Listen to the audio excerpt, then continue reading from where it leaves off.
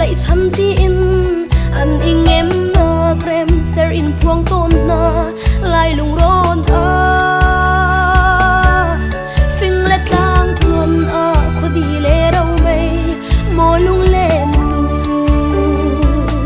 mò lại lung ron qua yel phun ting kan xem na mò yel puang phang bang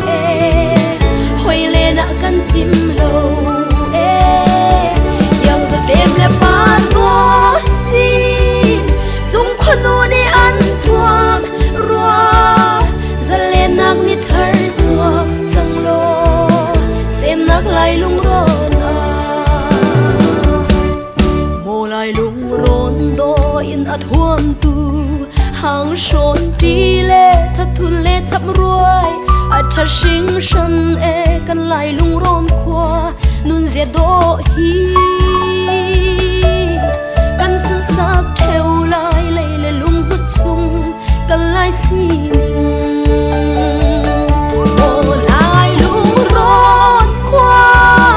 yel phun ting kan sem na mo dial pum phang bang hoi le na kan chim lem le par ko chin chung khonu ne an thua rua za le nak ni thar chuak chang lo sem nak lai lung ron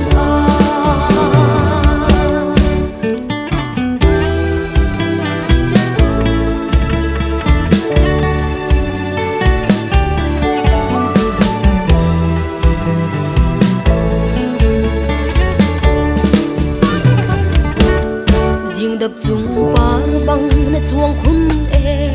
kan phun hoi sin kan lai thuam thia lai ni zer biak lei run in zai la vor mo ngai chim lo zim bang kho tra lo thei bang kan dim nga lai lung ron mo lai lung ron khwa yel phun ting kan se mo dial bum phang bang hoi le na kan chim lo yang zat lem le par to chin chung khonu ne an thua rua za le nak ni thar chuak chang lo sem nak lai lung ron za le nak ni thar chuak chang lo sem nak lai lung ron